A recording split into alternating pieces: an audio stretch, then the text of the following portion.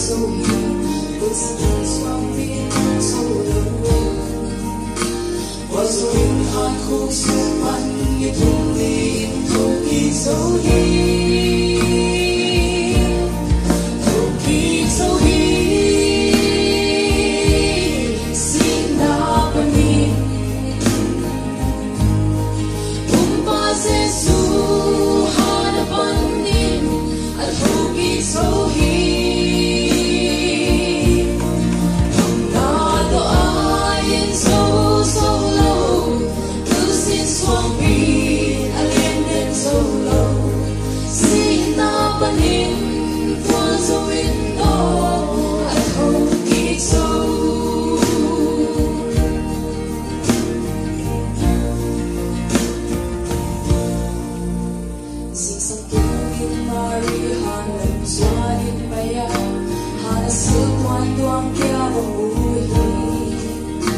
Ang galing Toki so si naging bang seso ang gila.